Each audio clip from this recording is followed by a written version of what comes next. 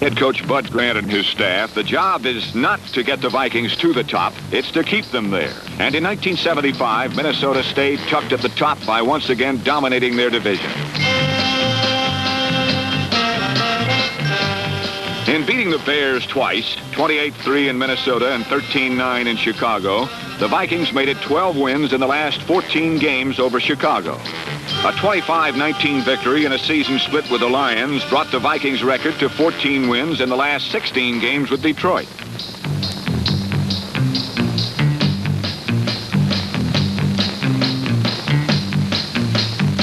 (28-17) and 24-3 victories over the Packers gave the Vikings 5 victories in 6 games against division rivals in 1975.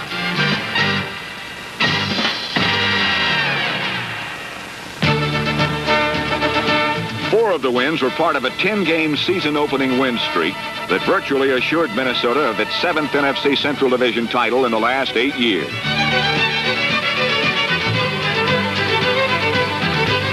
In an opening day victory over the 49ers, 27 points and 4 sacks in the first half alone showed the full range of Minnesota muscle.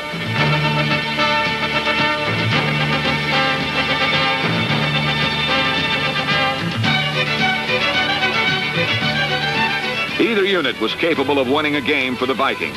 The offense rolled up an insurmountable 42 points against Cleveland. The defense limited Chicago to 3 points 1 week later.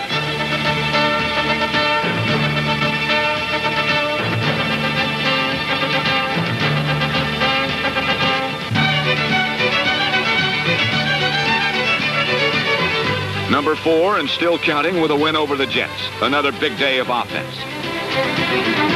Against the Jets, another unit turned in a big play. A blocked punt that resulted in a safety, a key part of Minnesota's 29-21 victory. Next came 3 consecutive interdivisional victories over Detroit, Chicago, and Green Bay as the Vikings stretched their string to 7 in a row and held a 4-game lead in the division.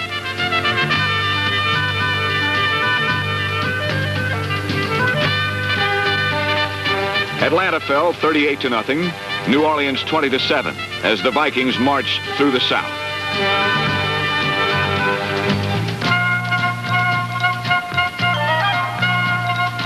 The San Diego Chargers were the club record 10th straight victim, which also gave the Vikings the longest win streak in the conference.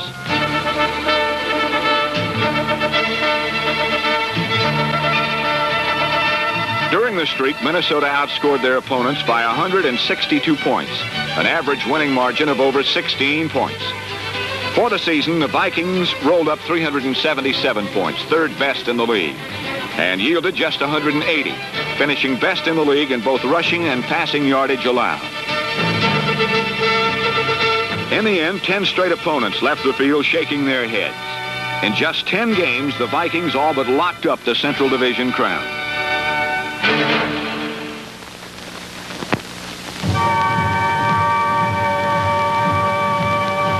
The Vikings' win streak would end in Washington, but the true character of a team often comes through as clearly in defeat as in victory. And that character was sorely tested as the Vikings fell behind 21-0.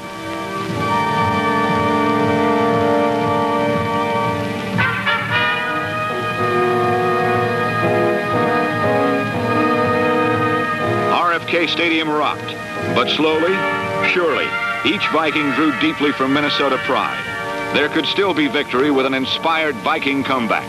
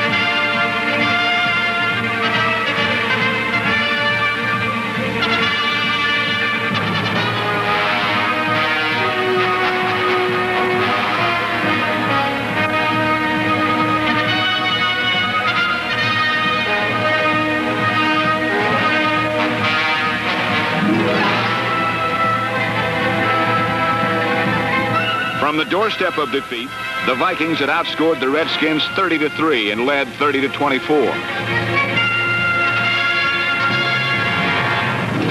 Suddenly trailing 31-30 after such a great comeback, a team of character digs deeper and summons yet more heart.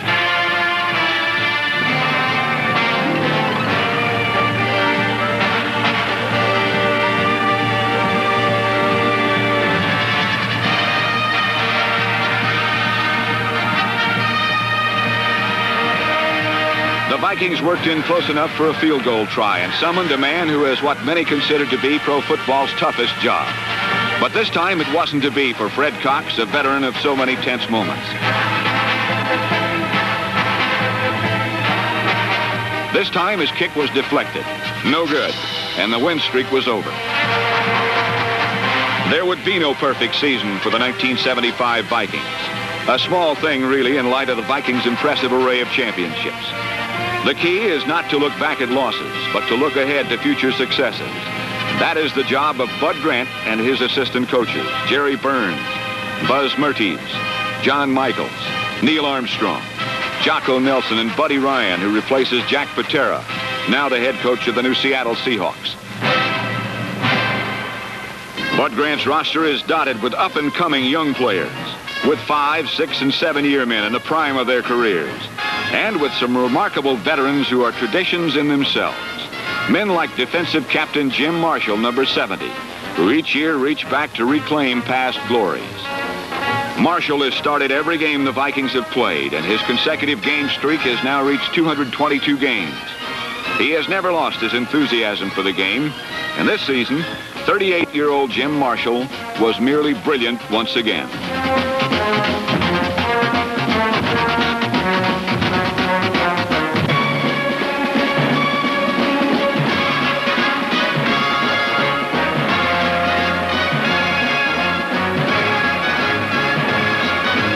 Marshall's play is typical of the Viking veterans. They don't get older, they get better. Carl Eller does. In 1964, Eller became Marshall's partner at defensive end. Drafted number 1 that year, he came into the league with something to prove. Eller, like Marshall, is getting up there in years. He was 33 this season, his 12th. Eller, like Marshall, still plays the game with youthful exuberance.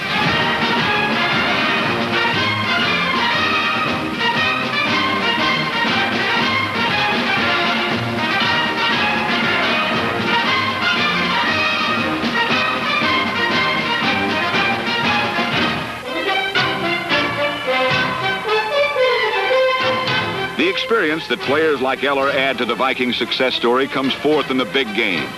Eller was brilliant in the playoffs, tracking Roger Staubach from sideline to sideline, sacking him 3 times and totaling 8 solo tackles in the game.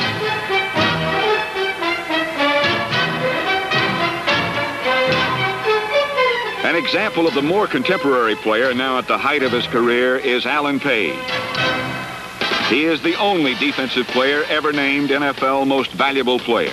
Another Viking number 1 pick in 1967, Page still exhibits the capabilities that have made him one of the greatest defensive tackles to ever play the game.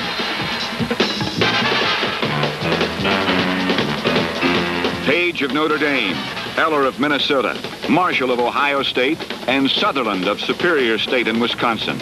Number 69, Doug Sutherland, came out of a small school to make a big name for himself on one of the best defensive lines of all time.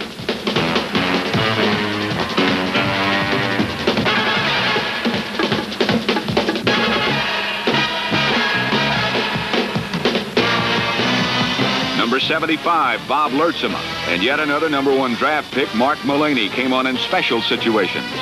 A rookie and a 9-year veteran, almost a generation apart, yet filling similar roles.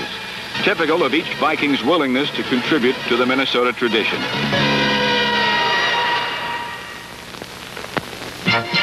Twelve-year veteran Paul Krause was the old master in the secondary. Krause began his career in Washington, where he intercepted 12 passes as a rookie.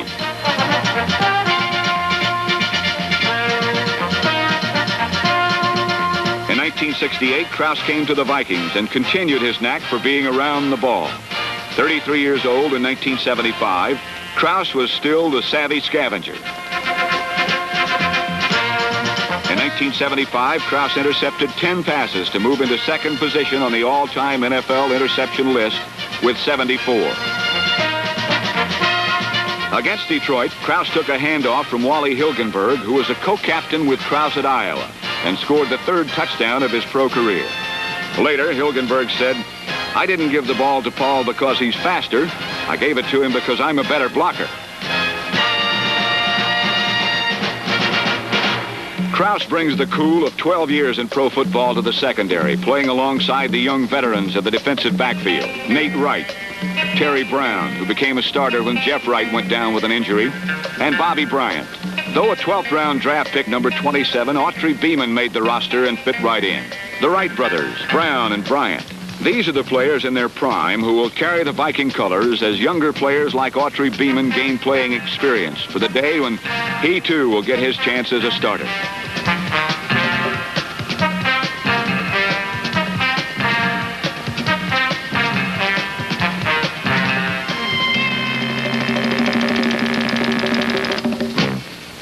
Another player in his prime is middle linebacker Jeff Seaman, number 50. Just in his 4th season, Seaman is already the complete middle linebacker. He can blitz, cover the pass, and is especially hazardous to a running back's health.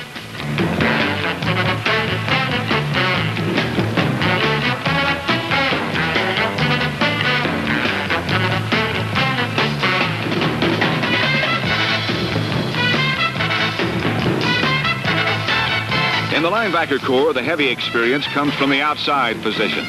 Seaman was flanked by 14-year veteran Roy Winston and Wally Hilgenberg, a 12-year pro who still can deliver the Hilgenberg hit.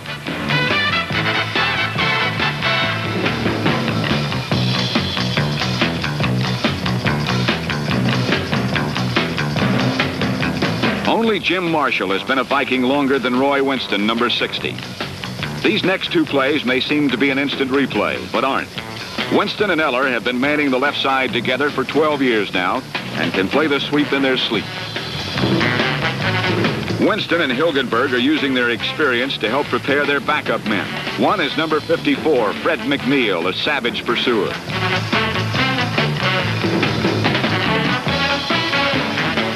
McNeil was the Vikings' number 1 draft pick in 1974. The number 2 selection that year was Matt Blair, another linebacker known for his nasty.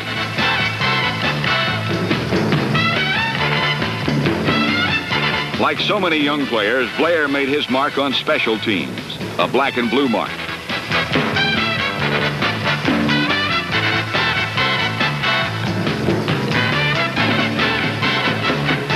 The foot in Viking football is another youth and experience relationship. The experience of 13-year veteran Fred Cox, who went over the 1,200-point total in 1975. The youth of rookie punter Neil Flabeau, who finished as the conference's 4th-ranking punter and was tied for the NFL lead in coffin corner kicks. The Minnesota special teams are heavily sprinkled with young players, waiting, watching, learning. For even as they are winning, the Vikings are rebuilding.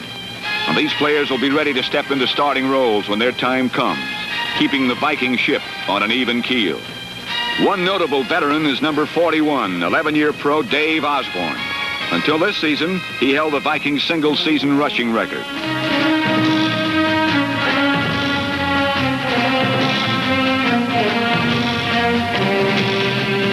Now, at 33 years of age, Osborne's contribution is special team hustle and a continuing willingness to use the shoulder as a weapon.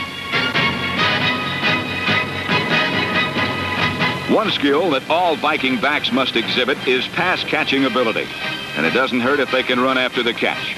A quality shown by 1975 number 5 draft pick Robert Miller, number 35, and Brent McClanahan, number 33, who caught 18 passes this year.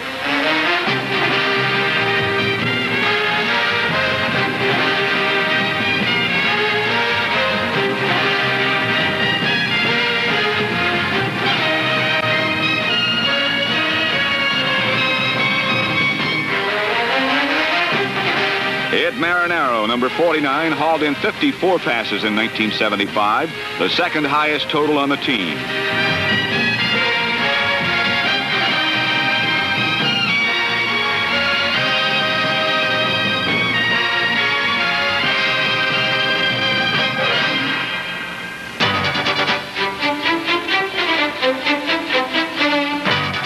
Passes to swinging backs have become such a big part of the Viking offense that running backs caught 150 passes this season, and Chuck Foreman, number 44, set an NFL record for running backs with 73 catches for nearly 700 yards and 9 touchdowns in 1975.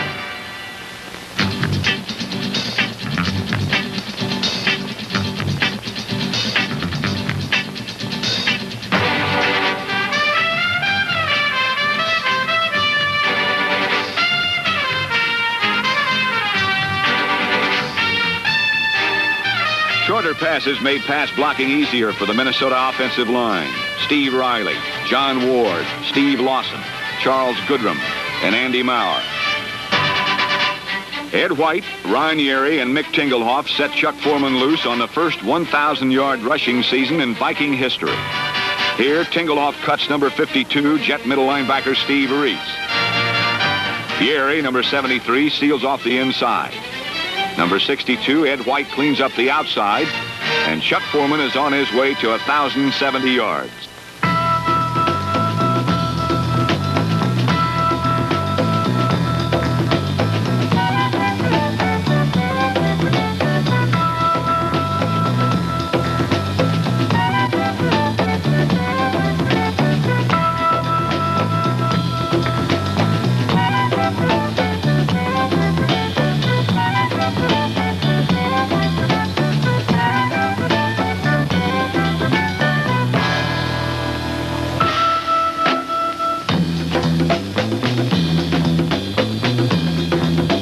By the end of the season, Chuck Foreman was closing in on the NFC Triple Crown.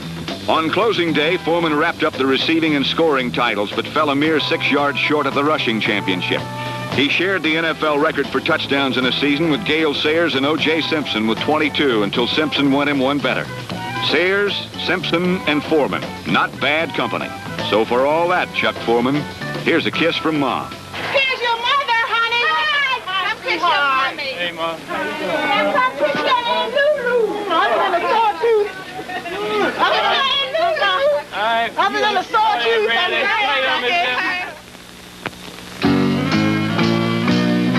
Francis Asbury Tarkenton was 35 years old when the new season began. It was his 15th year, and he was on the brink of 2 of the most meaningful passing records in the books. But impersonal statistics are not the measure of this man. From the time he put on a Viking suit in 1961, thrill-a-minute excitement was his watchword.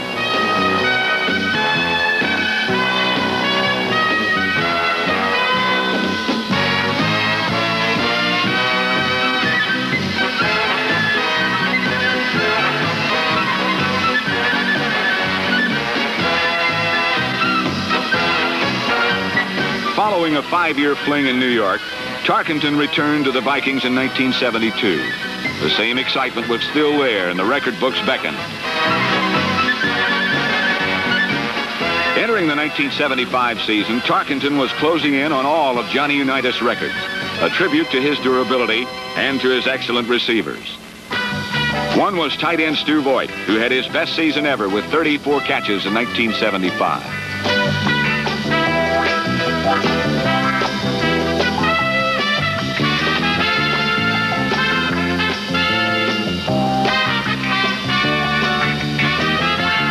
At wide receiver, Tarkenton could look for Jim Lash, who caught 37 passes and averaged almost 15 yards per catch.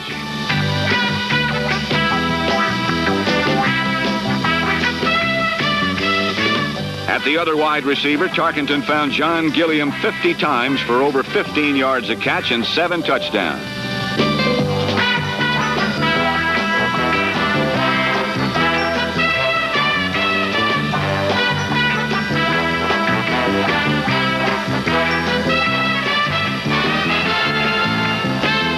With an excellent crew of receivers, 1975 brought Tarkenton to the doorstep of pro football immortality.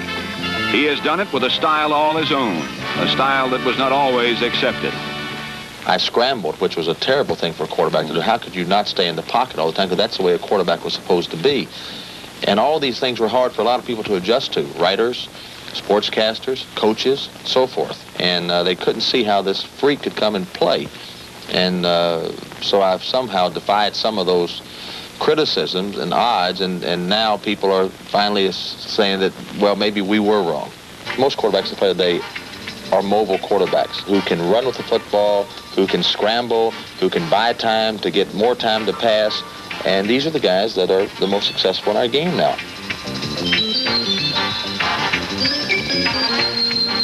By the end of the season, Tarkenton would be the most successful quarterback ever, and he was named 1975's most valuable player. People didn't want to believe that I could succeed being the type of quarterback or different quarterback that I was. And I think now they've accepted the fact that, I am not a freak quarterback, that I can read defenses, I can call a game, I do know something about the game, and I can throw the football. And now we're starting to see that people are finally saying, he really is possibly a slight bit above average. Above average indeed. With every swing of his arm, Tarkenton was closing in on a legend. Against San Diego, Johnny Unitas' career completion record fell on this Tarkenton pass to Ed Marinaro. And as the season wore on, Unitas' career touchdown record, once thought of as unreachable, came into sharp focus in Tarkenton's sights. Talking about that record, I remember about 7 years ago, I was in New York riding on a bus to Yankee Stadium, and Wendell Harris, who was playing with us as a defensive back, he was looking at records, and he saw Unitas' touchdown pass record, and he said, what a record that is. He says, nobody's going to come close to that touchdown pass record. And I remember, and I was kind of serious, I said, yeah, I'm going to beat it. And beat it, he did. On the regular season's final weekend, a sugar-coated Saturday in Buffalo, KSTP's Joe McConnell described an historic moment. Flash wide to the left, Gilliam in the slot to the left. First and goal from the 7. Fran rolls to the right, dumps it out, caught by Foreman, touchdown!